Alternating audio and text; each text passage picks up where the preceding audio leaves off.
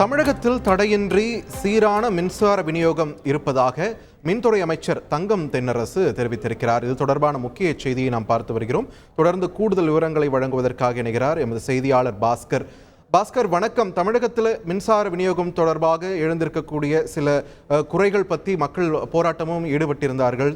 அதை நம்ம பார்த்துட்டு இருந்தோம். இப்போ அமைச்சர் இது சம்பந்தமாக என்ன சொல்லியிருக்கார், விரிவாக பதிவு பண்ணுங்க.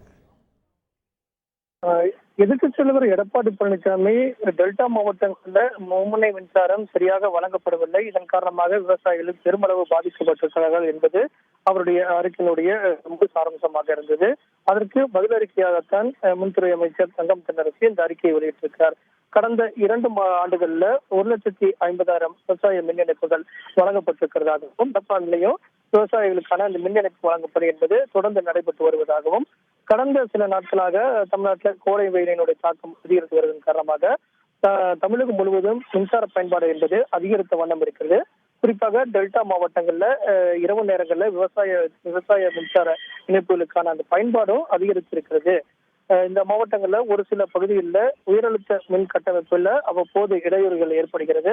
அந்த இடையூறுகளை முற்றிலுமாக நிவர்த்தி செய்து டெல்டா மாவட்ட விவசாயிகளுக்கு மின் இணைப்புகளுக்கு இன்னும் அதிகப்படியான மணி நேரம் மின் இணைப்பு, அதாவது மும்முனை மின்சாரம் வழங்குவதற்குண்டான பணிகள் என்பது போர்க்கால அடிப்படையில் நடைபெற்று வருவதாக மின்துறை அமைச்சர் தங்கம் தென்னரசு அவர்கள் தெரிவித்திருக்கிறார்.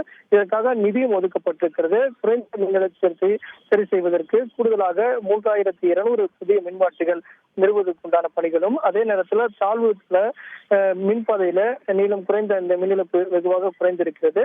தற்போது கிராமப்புறங்களில் இருக்கக்கூடிய அந்த நுகர்வோர்களுக்கும் அனைத்து நுகர்வோர்களுக்கும் சீரான மின் விநியோகம் மேற்கொள்வதற்குண்டான நடைமுறைகள் என்பது ஏற்கனவே மேற்கொள்ளப்பட்டு வருகிறது. அதே நேரத்தில் தமிழகம் முழுவதும் கூட்டுறவு குடிநீர் திட்டங்களுக்கு தேவையான மின்சாரத்தை வழங்குவதற்குண்டான நடவடிக்கையாகவும், விவசாயிகளுக்கு தேவையான மின்சாரத்தை வழங்குவதற்குண்டான நடவடிக்கையாகவும் போர்க்கால அடிப்படையில் நடைபெற்று வருகிறது.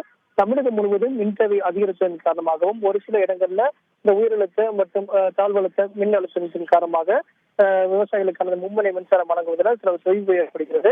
இதையெல்லாம் நிவர்த்தி செய்வதற்காக நிவாரணம் வழங்கப்படுவதற்கு, அதாவது நிவர்த்தி செய்வதற்கு உண்டான நடவடிக்கைகள் போர்க்கால அடிப்படையில் மேற்கொள்ளப்பட்டு வருகிறது. கடந்த 3 ஆண்டுகளாக மின்துறையில் மேற்கொண்டு வரக்கூடிய அந்த சீரிய நடவடிக்கையின் காரணமாக தமிழ்நாட்டில் விவசாயத்துக்கும் அதே நேரத்தில் குடிநீருக்கு மட்டுமல்லாமல் அனைத்து மின் நுகர்வோருக்கும் தடையில சீரான மின்சாரம் வழங்கப்பட்டு வருகிறது.